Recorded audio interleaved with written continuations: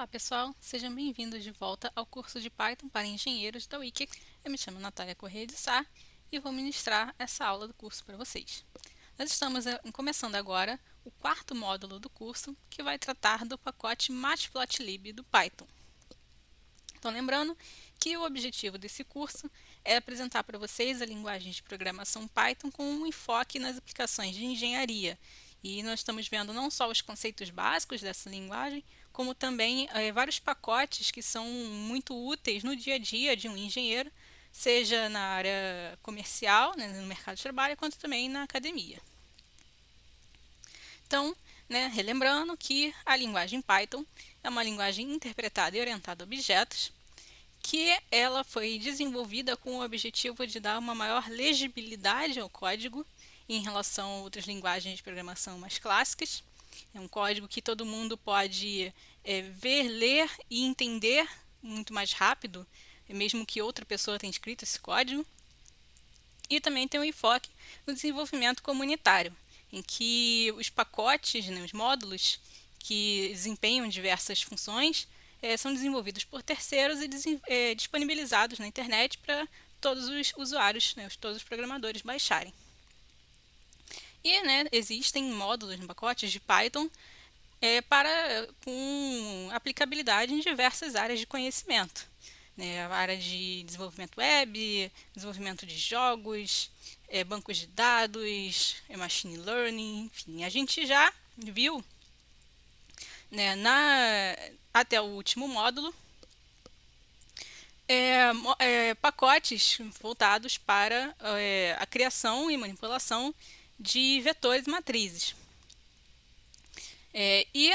Lembrando que a gente vai ver nesse curso esses pacotes NumPy, Pandas para vetores e matrizes, Matplotlib para desenvolvimento de gráficos e o SciPy para cálculos científicos. Então, hoje nós vamos começar a dar uma olhada no Matplotlib.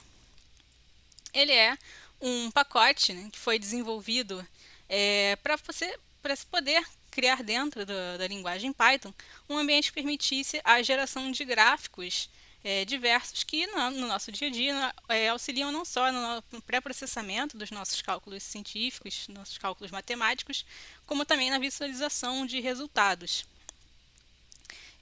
Matplotlib é uma sigla para Mathematical Plotting Library. Ele foi baseado no módulo de gráficos do MATLAB e também utiliza o escritor de equações do LaTeX para poder escrever legendas, eixos, títulos, textos em geral, o que facilita muito, além de ser, claro, open source, código aberto, para qualquer pessoa poder baixar e usar. Tem dois módulos principais no Matplotlib, que são o PyLab e o PyPlot.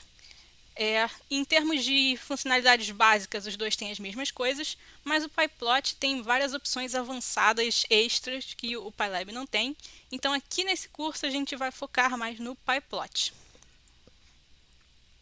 E é claro que as imagens, os gráficos são gerados, eles não existem só ali dentro do seu código de Python, eles podem ser exportados em diversos formatos de imagem, seja um PNG, um JPEG, enfim. Você pode usar depois como você quiser. Então vamos aos conceitos básicos, vamos conhecer o Matplotlib. Para usá-lo, você precisa, começando a primeira coisa sempre, importar o pacote para dentro do seu código-fonte. Lembrando que ele tem que ser baixado, ele não vem na instalação básica do Python. Você tem que baixar ele com pip ou algum outro configurador de instalação de módulos. Ou, se você está usando o Google Colab, você pode simplesmente usar direto, que lá já tem todos os pacotes de Python instalados. Mas aí você importa ele, como está mostrado aí destacado em amarelo. Você tem que escolher qual módulo você vai importar. E aí começa a ficar bem claro por que os aliases são tão úteis. Em vez de você ter que acessar cada função que você vai usar do Matplotlib com matplotlib.pyplot, nome da função, a gente usa esse alias de PLT e aí a gente só escreve PLT, nome da função. E ganha muito tempo de digitação. Mas aí a função básica, para a gente botar uma curva, seria a função plot, em que a gente simplesmente dá quais são os arrays que representam os valores do eixo x e os valores do eixo y que a gente quer plotar, como está aí destacado em verde. E aí, para visualizar a nossa figura, né, o nosso gráfico, é só usar a função show, que, né, no caso da função show, ela vai simplesmente abrir uma janelinha, mostrar diretamente essa imagem do gráfico. E, né, se a gente quiser salvar essa figura, em vez de usar o show, a gente pode usar a função savefig, que está mostrada aí no comentário desse exemplo, em que a gente dá não só, né, o nome do arquivo e o formato que a gente quer salvar, como também o caminho inteiro da pasta onde a gente quer salvar. A gente pode salvar em qualquer lugar do nosso computador. E eu até mostrei aí, né, qual é a janelinha que o Python abre quando a gente usa o plt.show, que, pelo menos quando a gente roda na nossa própria máquina, vocês podem ver aí que essa janelinha ela tem até um símbolozinho de disquetezinho ali embaixo, né? Então, eu poderia até salvar essa figura que ele está mostrando, sem precisar rodar o código de novo, mudando o plt.show para o plt.savefig, ou acrescentando o savefig no código.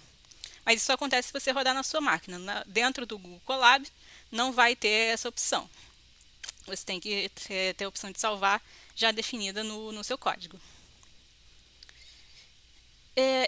Né, você pode, se você quer plotar múltiplas curvas, né, no seu mesmo gráfico, na mesma imagem, você tem que usar múltiplas chamadas da função plot. Então, não tem como você chamar só plot e curva 1, curva 2, não. Você tem que ir cada linha chamando o plot mais uma vez para plotar um novo gráfico. Mesmo que eles tenham, né, um eixo em comum, que nesse caso aí do exemplo, o eixo x, só variando os valores do eixo y. E aí, né, como eu tenho múltiplas curvas, eu quero ter uma legenda, né, para saber qual é qual na minha imagem. E a gente seta a legenda com essa opção chamada label, em que a gente fornece para ela uma string com o nome dessa legenda. É o que vai aparecer na legenda. Então, nesse exemplo aí que vocês estão vendo, eu estou plotando uma curva da função 1 menos esp de menos x, chamando isso de y1, e a função tangente hiperbólica de x, chamando essa curva de y2.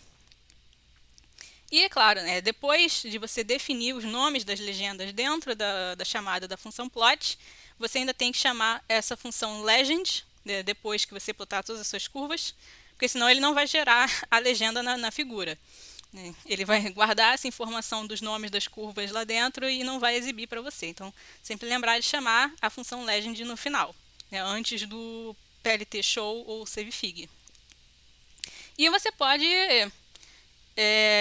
estacar quantas curvas você quiser na sua figura. Poderia continuar fazendo plt.plot de diversas outras curvas e ele ia colocar tudo na mesma figura, né, contanto que conseguisse encaixar tudo nos mesmos intervalos de eixos. E falando em eixos, a gente pode, né, definir os rótulos, né, dos nomes desses eixos, com as funções xLabel e yLabel, respectivamente, para o eixo x e para o eixo y da figura. E posso também definir o intervalo, né, o range desses eixos, com xlim e ylim, respectivamente. Então, esse exemplo aí, né, como está destacado em vermelho, eu estou fazendo xlim 0 a 10, que significa que lá na minha figura, o meu eixo x ele vai começar em x igual a 0 e vai até x igual a 10. E eu posso dar esses números tanto dentro aí desses colchetes que vocês estão vendo, como também fora dos colchetes. Ele vai entender da mesma forma.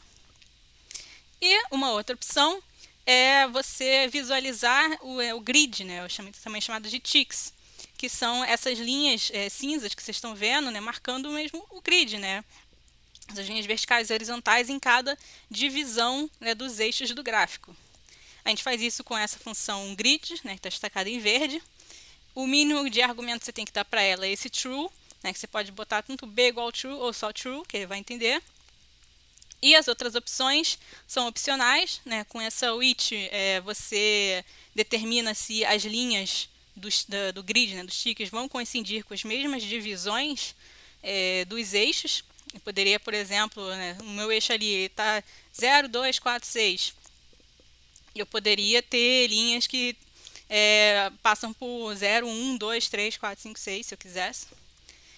E, bom, cor e line style são o tipo e a cor dessa linha, que a gente vai ver nesse próximo slide, que é outra opção que você pode alterar no seu gráfico. Você pode definir tanto para a sua curva quanto para os ticks, o tipo de linha que você vai usar, o tipo de marcador da sua curva, do seu plot, a cor desse marcador.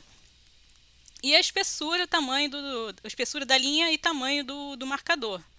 Então, por exemplo, nesse gráfico aí, eu plotei a minha função y1 como uma linha, não estou usando então esse line style com esse dash, né, indicando que eu vou usar uma linha contínua. Estou dizendo que marcador none, que é a opção default, a opção padrão, não usar nenhum marcador, nenhum pontinho. E estou especificando a espessura dessa linha, a espessura em PTs, em pontos. E estou definindo qual vai ser a cor dessa curva. Poderia usar, eu vou mostrar daqui a pouco quais são as listas de cores que são disponíveis, mas eu poderia então plotar múltiplos gráficos e escolher qual vai ser a cor de cada curva. E aí para a função y2, eu não estou plotando em curva, né? Eu coloquei lá na line style igual none.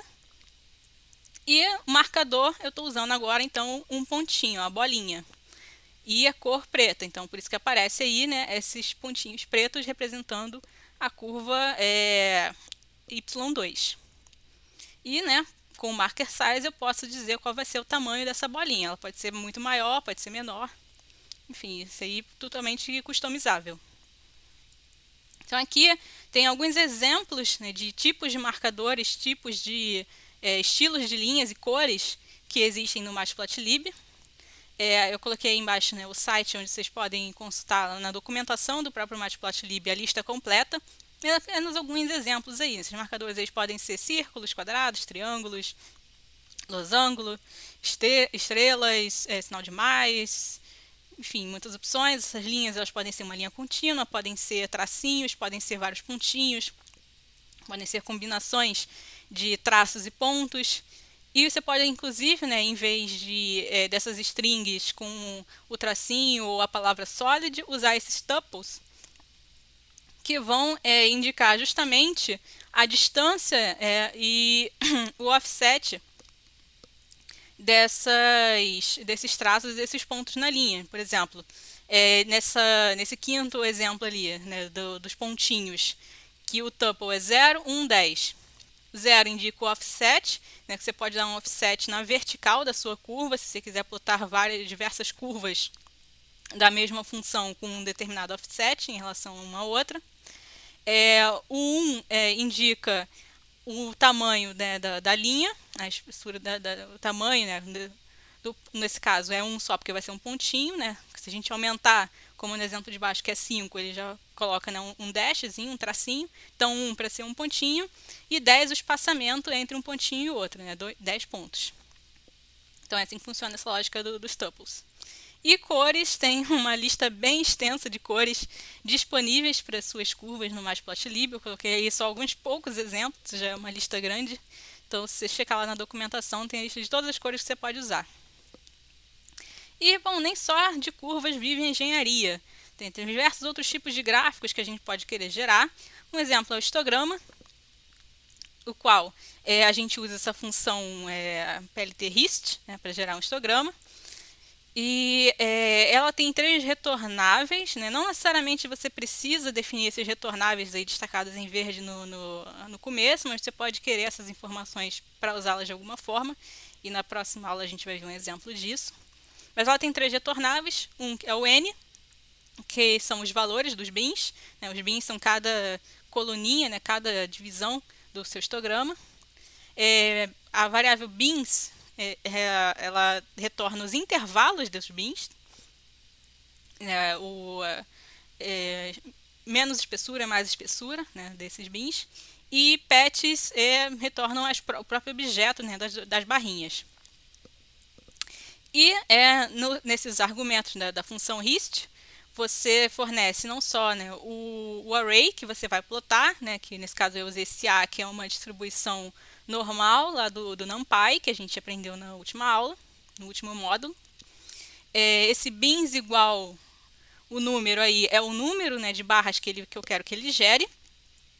Esse density, ele é um booleano que, se for verdadeiro, ele vai converter a contagem total de cada bin que eu quero gerar em uma densidade de probabilidade, ou seja, ele vai dividir essa contagem pelo número total de bins. Então, gera-se assim esse histograma, e note que com esse face color, né, eu usei lá uma das cores disponíveis na lista do Matplotlib para poder meu histograma ter as barrinhas vermelho escuro. Bom, barras também, gráficos de barras também são muito comuns. A gente usa essa função PLT bar para gerar as barras verticais e PLT bar H se eu quisesse gerar barras horizontais.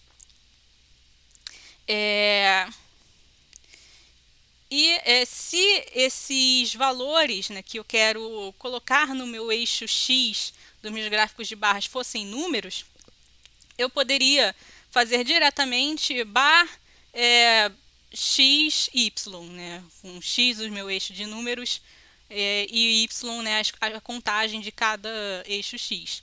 Mas nesse caso aí eu queria, né, estou plotando aí um gráfico de matriz energética, né, geração de energia elétrica no Brasil, que eu tirei lá do Balanço Nacional de Energia. E eu quero, né, que os meus eixos X sejam strings, né, que indicam o tipo, né, de energia, de fonte de energia elétrica, né, as hidrelétricas, termoelétricas, eólica, solar, nuclear. Então, eu quero essas strings no meu eixo. Então, eu tenho que dar essa pequena volta para usar essas strings como o meu eixo X do gráfico. Né, eu defino ali aquele array fontes com, né, a sequência de strings.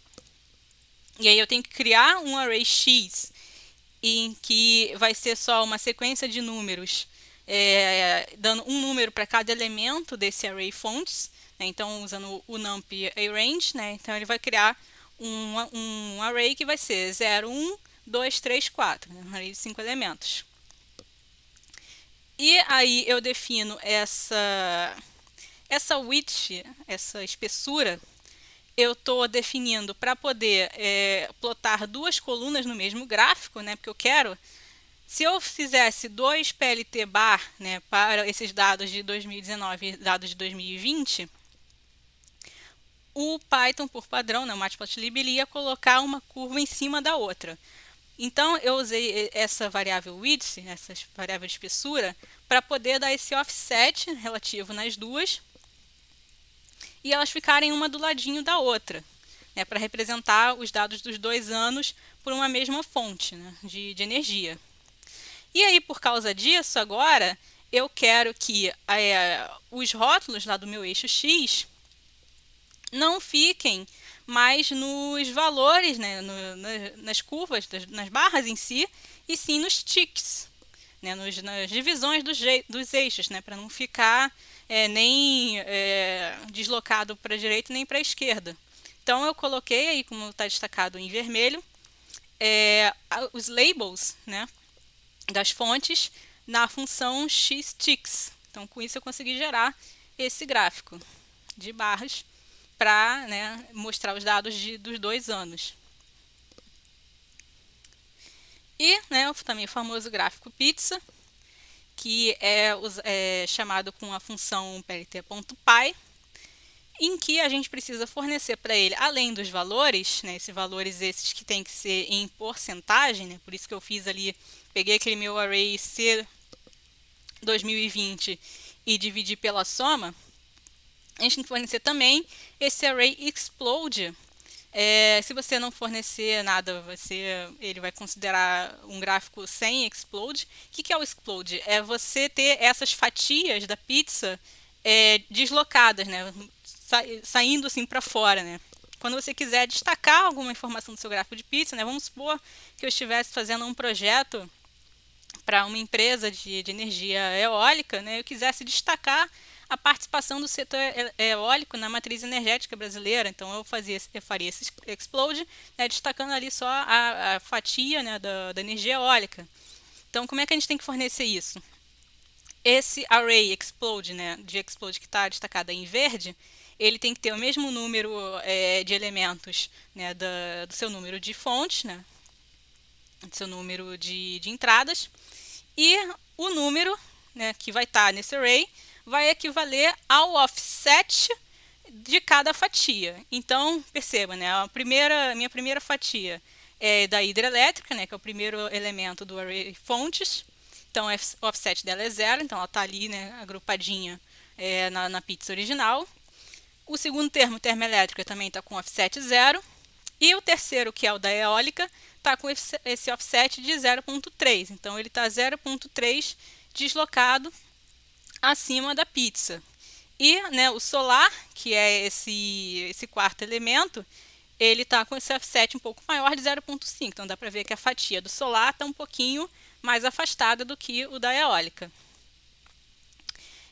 E aí a gente tem esse argumento aí auto-PCT, que vai definir a quantidade de casas decimais ali da legenda dos números. Então, eu coloquei esse formato 1.1f, que então a minha pizza vai ter uma casa decimal nos números ali, então 24,6%, 62,5%. Se eu colocasse 2.2, ia ter duas casas decimais nessa minha porcentagem. Esse shadow, né, true, vocês podem ver que essas fatias elas têm uma sombrazinha, né, isso é puramente um efeito estético. E esse start angle permite que eu faça uma rotação dessa pizza. Se eu quisesse que essas fatias destacadas estivessem do outro lado, eu poderia mudar esse start angle e ir fazendo uma rotação dessa pizza como eu quisesse. E um gráfico de contorno, né, que é aqueles que representam em 2D a variação de uma função que é, na verdade, uma função 3D. Né? Tem um z, que é a função das coordenadas x e y. E aí a gente tem duas opções no Matplotlib, que uma é a função contour, que ela vai só realmente plotar as linhas dos contornos, e a opção contour f, que está destacada em amarelo, que ela vai plotar os contornos preenchidos, né, com as cores. Ela tem um retorno, né, que é uma variável só, h, que é o objeto desse plot, e a maior parte dessas funções de plot, né, de tipos de gráficos, elas vão ter um retorno desse, que é o objeto desse próprio plot. E no caso dos argumentos, né, você tem que dar o array da coordenada x, o array da coordenada y, a função z dessas duas coordenadas, e levels é o número, né, de linhas de contorno que você quer plotar. E eu também usei essa opção aí, scaled, para a função axis, que ela vai permitir, facilita o controle, né, das divisões dos dois eixos, para eu não ter que fazer tipo xlim, intervalo, depois ylim mesmo intervalo. Eu já usei esse axis scaled, que ele vai garantir que tanto o eixo x quanto o eixo y tenham a mesma divisão. E um outro tipo de gráfico é esse quiver, que é basicamente um plot de campos vetoriais. Né? Assim como no outro caso, a gente está usando aqui aquele mesh grid, né, que a gente tinha aprendido lá na aula de NumPy. Aqui a gente também vai usar o mesh grid. A gente vai gerar esse sistema de coordenadas x e y, e a gente vai ter algum campo vetorial, que eu estou representando como o IV, que pode ser, por exemplo, um campo de velocidades, né, das duas coordenadas x e y, e eu quero plotar essas setinhas que vão representar esses vetores. A variação desses vetores no meu eixo de coordenadas, como se fosse uma malha mesmo. Então, eu uso essa função quiver, destacada, dou os intervalos x e y, e essas minhas funções, né, esses meus vetores de velocidade, digamos, u e v.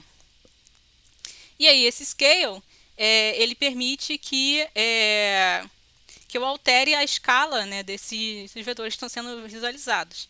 Então, note que aí eu usei esse scale 1000, então os meus eixos x e y agora estão na escala de quilômetros.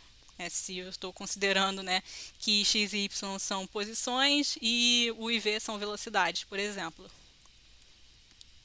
E por fim, barras de erro, né, quando você, por exemplo, quer plotar dados experimentais contra um resultado seu, de um cálculo que você fez, de uma simulação, algum método numérico.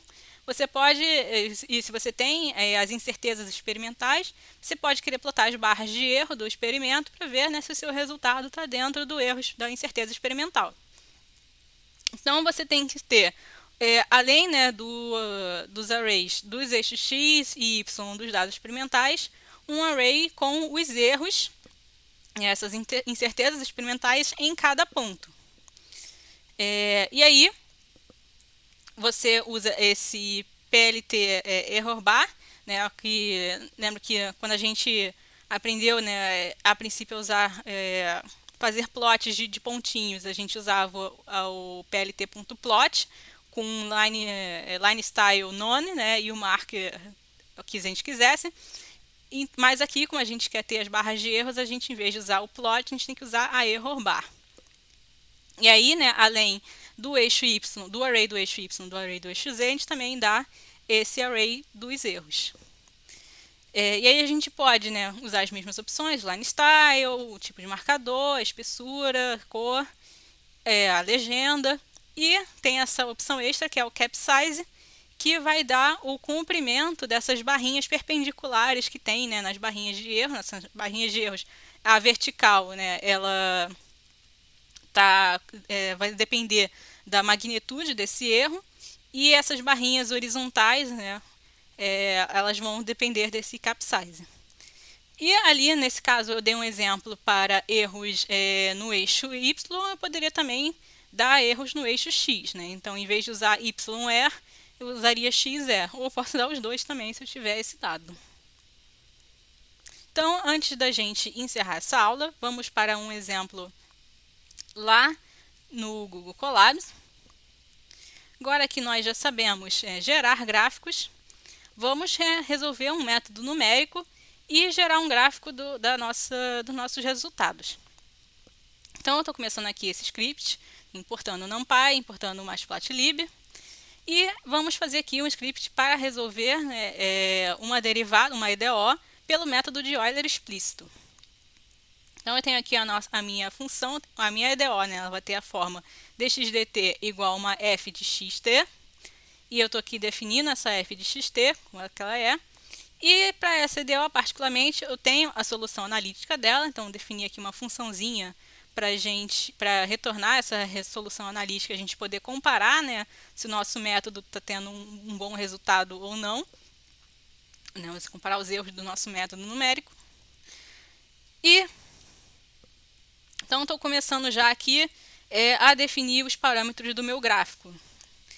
Defini aqui o grid, usando aqui true, major, as linhas cinzas, né, com aquele estilo de tracejado, o título do gráfico, efeito da discretização do Euler explícito, que eu quero plotar nesse gráfico a minha curva do resultado analítico e curvas para diferentes discretizações temporais do meu método de Euler explícito. Então, já defini aqui quais vão ser os eixos do gráfico. E estou escrevendo na tela, né, algumas informações. Essa rotina vai calcular a solução dessa EDO pelo método de Euler explícito. Então, forneça a condição inicial. Pedi então para o usuário dar qual vai ser o valor, a condição inicial dessa função x, né, qual vai ser o valor de x para t igual a 0. E aí eu vou avaliar essa solução no intervalo t igual a 0 e tempo final de t igual a 2 segundos. Então, primeiro, né, vamos plotar aqui a solução analítica. A gente já pode deixar ela no nosso gráfico e depois ir fazendo as nossas contas, que o Matplotlib vai guardar essa informação. Então, criei aqui, né, um array com instantes de tempo. Peguei aqui 100 instantes de tempo da minha solução analítica para ter uma resolução boa. Né, usando o linspace que a gente viu no módulo de NumPy, que ele vai pegar esse valor final, valor inicial, e dividir ele nessa quantidade aqui de divisões que a gente dá na terceira entrada.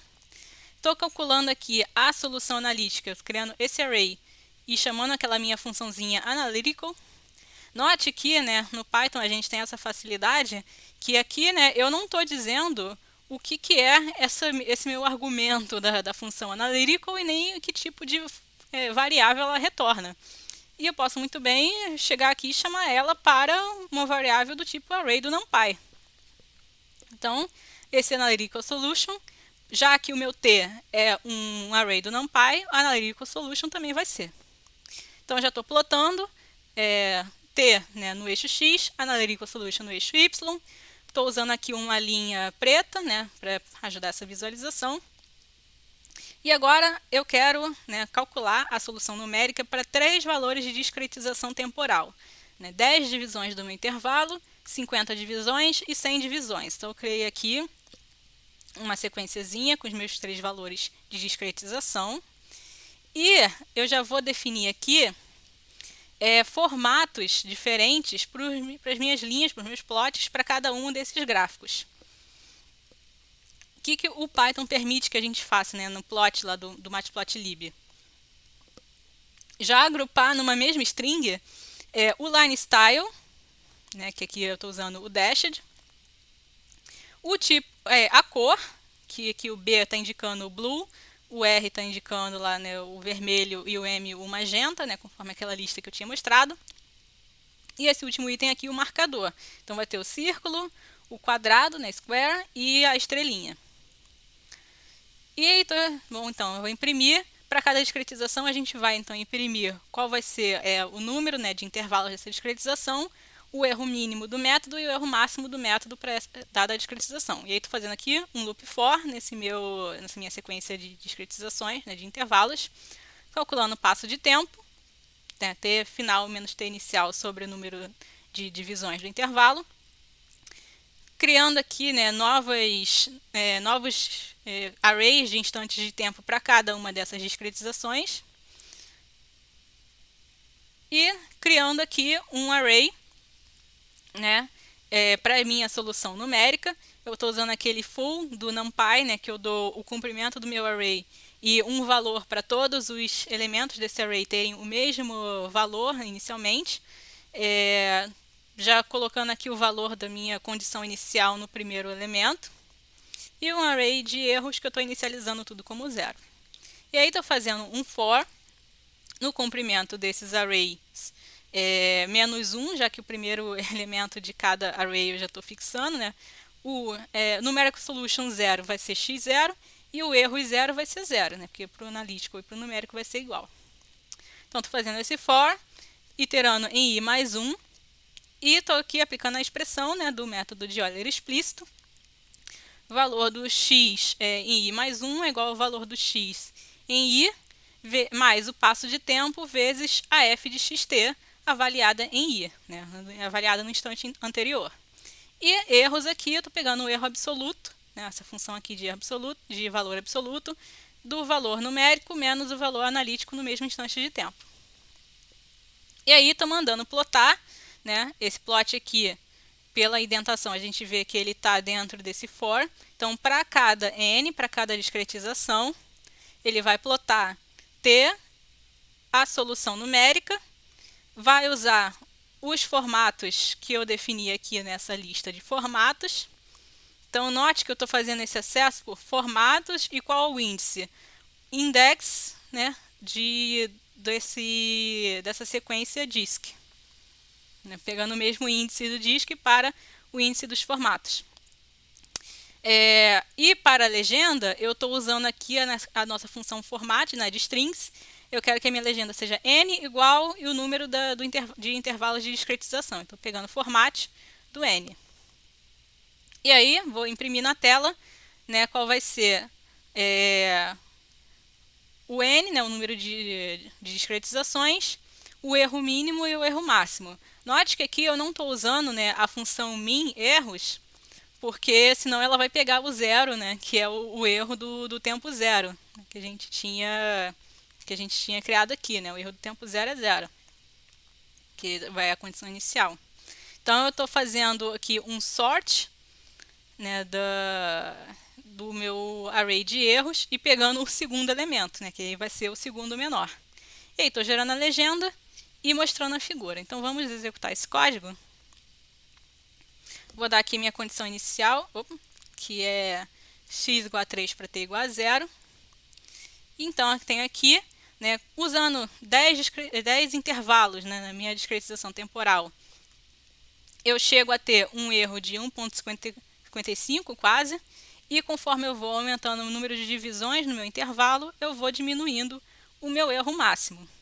Então aqui, né, o plt.show, ele já está mostrando aqui para a gente a nossa figura. Vou dar um zoom aqui para dar para ver melhor.